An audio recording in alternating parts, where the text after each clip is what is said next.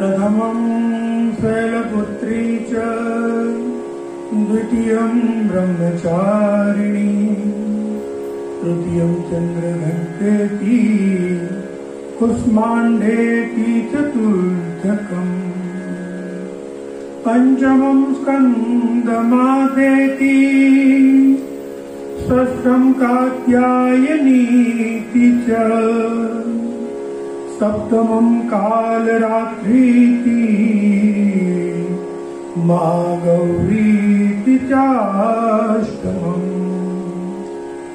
नवमं सिद्धिदात्री च नवदुर्गा प्रकीर्तिता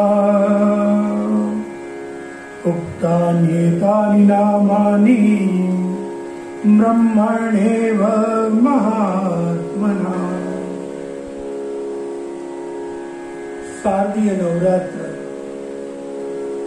चैत्र नवरात्र इस प्रकार से भारत में 4 मुख्य नवरात्र है। कई जगह पे और 2 माने 6 नवरात्र का विधान भी प्राप्त होता है। मां शाकंभरी नवरात्र आदि, रामदेव नवरात्र भी आता है। तो ये नवरात्र क्या है? नवरात्र, इसमें मां नव दुर्गा की आराधना, साधना और शक्ति प्राप्त करने की बात कही जाती है।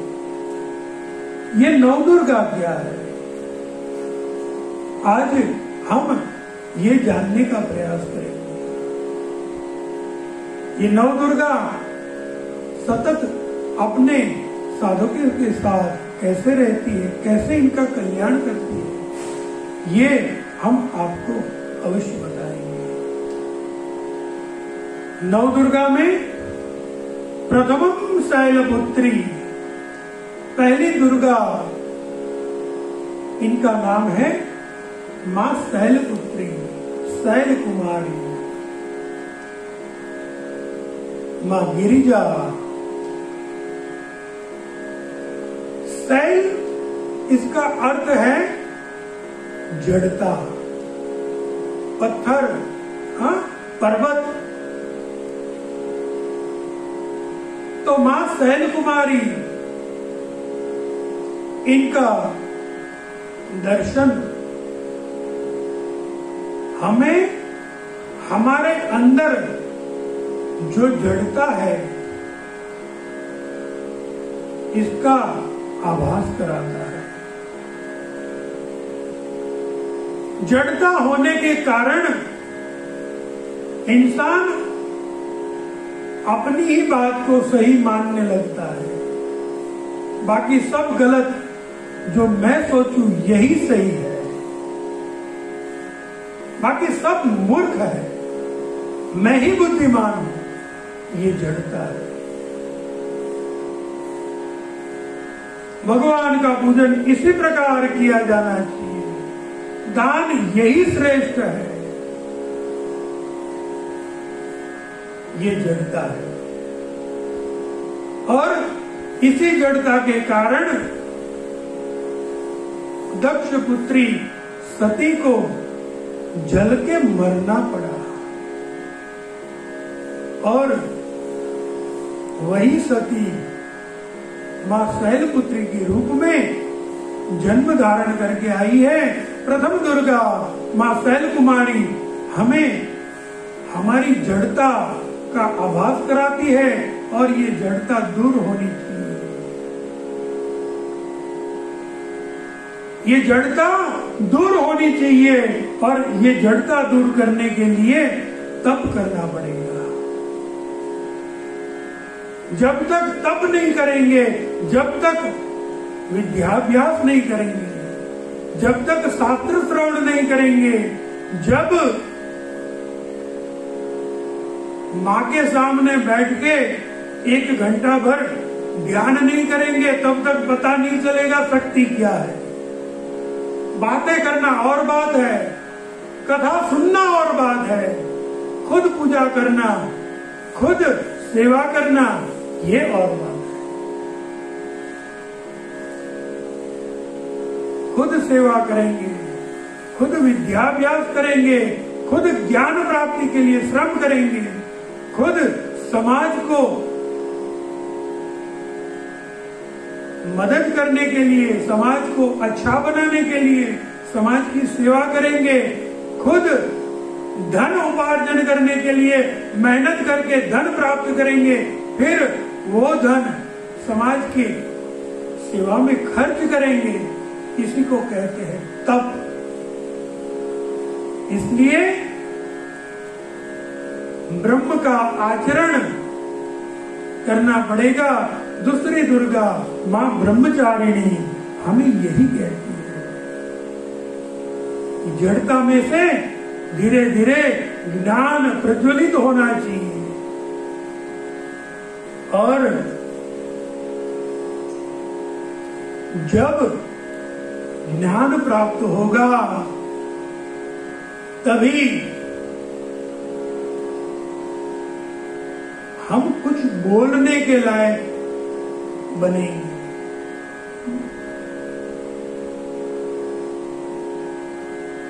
बहुत बढ़िया सभा लगी हुई है,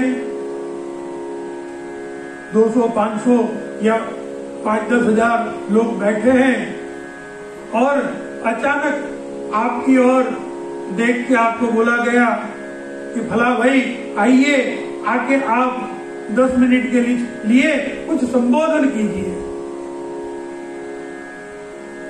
ज्ञान प्राप्त नहीं किया है, अभी भी जड़ता में स्थिर है, क्या बोलेंगे? कुछ नहीं बोल पाएंगे।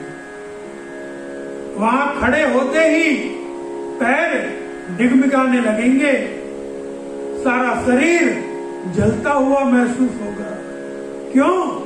क्योंकि तप नहीं किया है, और यदि तप किया हुआ है तो ऐसे किसी सिद्ध पुरुष को कहा जाएगा, आइए कुछ इस विषय में सुनाइए। तो वो जब अपनी वाणी प्रवाहित करेंगे, 10 मिनट का समय दिया है, लेकिन हम ये चाहेंगे कि ये बोलते ही रहे और हम सुनते ही रहे। हमारे कर्ण पवित्र हो रहा है जब हम हमारे गुरुदेव पूज्य कनु बापू की वाणी सुनते हैं। हमें ये लगता है कि हम सुनते ही रहे। 3 घंटे की कथा होती है, 3 घंटे कहाँ चले जाए पता नहीं चलता। तो तीसरा स्वरूप माता रानी का जो है वो है चंद्र घंटा। चंद्र घंटा माने वाणी। जैसे घंट का आवाज एक बार बजाया जाए कहीं दूर तक रणकार फैला देता है, उनकी आवाज कितनी मधुर होती है। तो मां चंद्र घंटा का पूजन यजन करने से अच्छी वाणी प्राप्त होती है। मां का चतुर्थ दर्शन हमने किया कुष्मांडा का। मां कुष्मांडा जिसने अपने साहजिक हास्य से हंसते हंसते एक अंड का सर्जन किया, जिसमें से ब्रह्मांड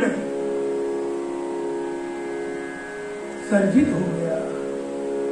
आज हर एक घर में जो बेटी है ये साक्षात कुष्मांडा है, क्योंकि ये गर्भ धारण कर सकती है। ये ताकत सिर्फ बेटियों को मिली है, शक्ति को मिली है। तो मां का चतुर्थ स्वरूप कुष्मांडा ये गर्भवती स्त्री का स्वरूप है। हंसते हंसते कितनी साहजिकता से मां अपने गर्भ में शिशु को बढ़ा करके एक नई सृष्टि का जन्म कर देती है। तो हर एक माँ कुष्मांडा का दर्शन कराती है।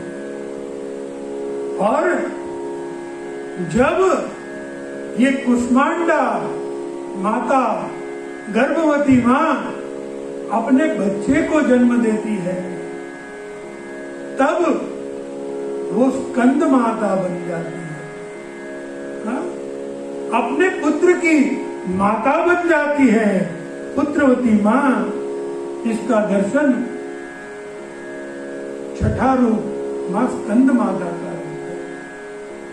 जो अपने 6 सिरों वाले पुत्र, जिसको हम कार्तिकेय के नाम से भी जानते हैं, षडानन के नाम से भी जानते हैं, भगवान स्कंद को अपनी गोदी में बिठाए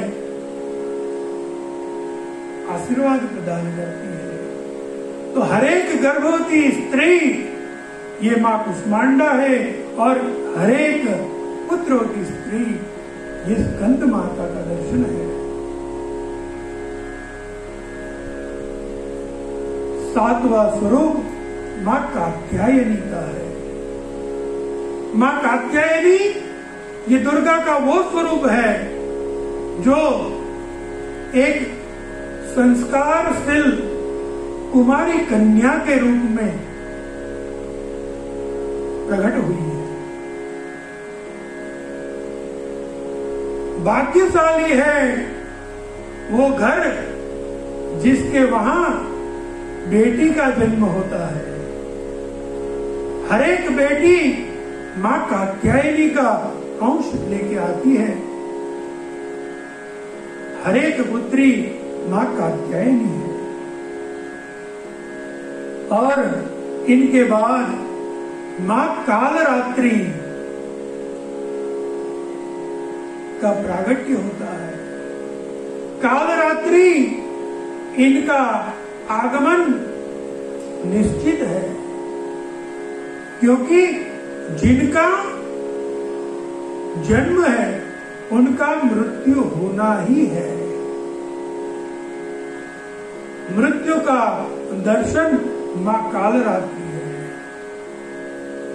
लेकिन ये मृत्यु ये भी अच्छा या बुरा हो सकता है। हमने ऐसे कई मृत्यु देखे हैं। लाखों अरबों करोड़ों रुपए होने के बावजूद एक भी रुपया दान नहीं कर पाए, कभी भी कथा सत्संग नहीं कर पाए, कभी भी धर्म की सेवा नहीं की, राष्ट्र की सेवा नहीं की, कभी भी दान के लिए पैसा खर्च नहीं कर पाए। कितने लोग ऐसे ही ये पृथ्वी से चले गए और उनका नाम निशान भी मिट चुका। कालरात्रि अवश्य आती है हर एक के जीवन में, लेकिन ये कालरात्रि के आने से पहले जो अपने जीवन को ब्रह्मचारिणी, चंद्रघंटा, कुष्मांडा, स्कंद माता आदि के आशीर्वाद प्राप्त कर संस्कार से समृद्ध कर ले,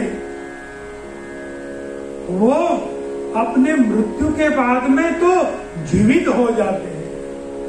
आज भी जब हम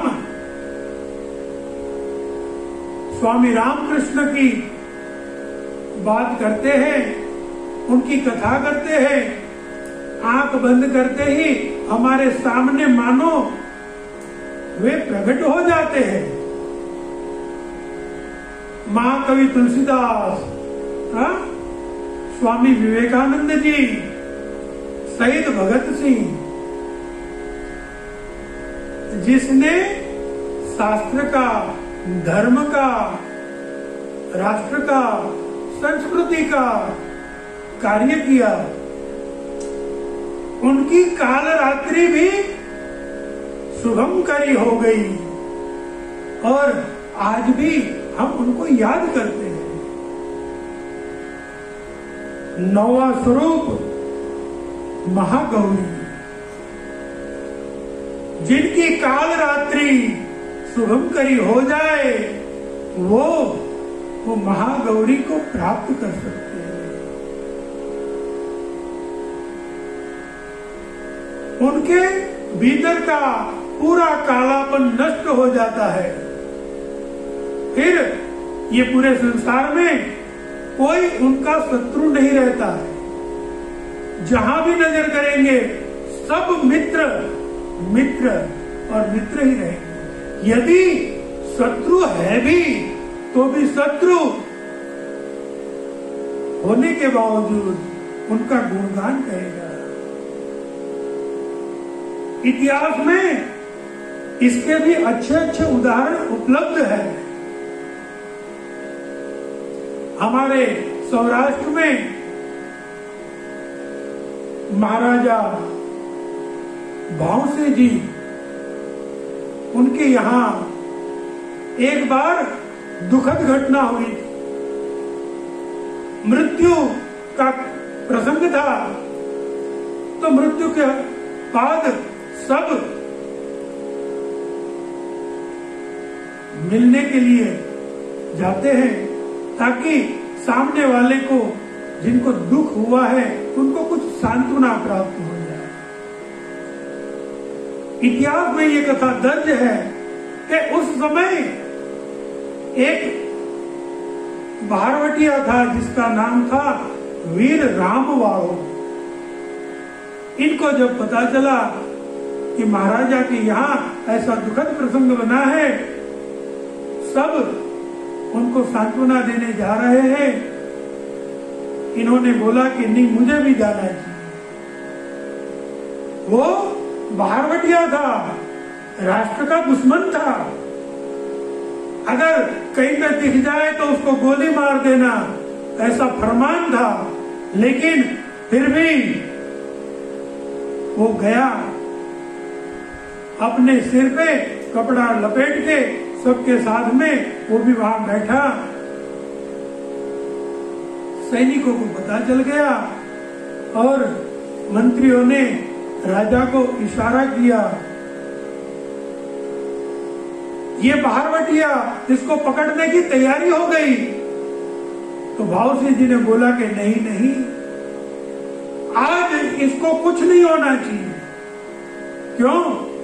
आज ये मेरा शत्रु बन के नहीं आया है, ये मुझे दिलासा देने के लिए आया है। और आज अगर मैं इसके साथ शत्रुता का व्यवहार करूं, ये तो ठीक नहीं है। तो ऐसे प्रसिद्ध इतिहास है।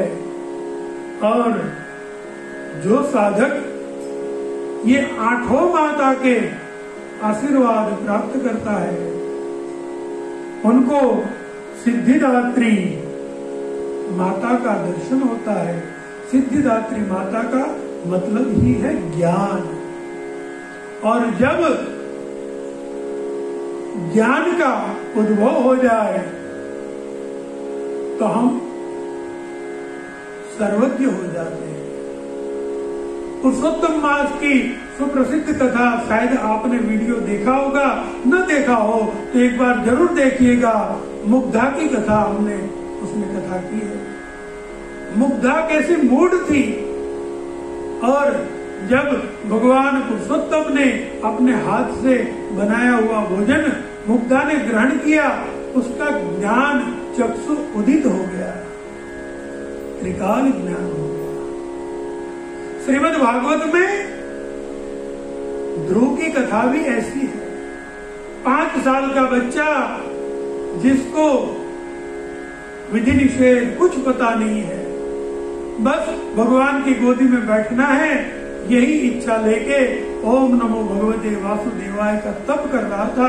भगवान खड़े हुए, प्रसन्न हो गए। इनकी स्तुति कैसे करूं, बच्चा कुछ नहीं जानता। और जब चतुर्भुज नारायण भगवान ने अपना शंख भक्त ध्रुव के गाल को स्पर्श करवाया तो उनके ज्ञान चक्षु जागृत हो गए।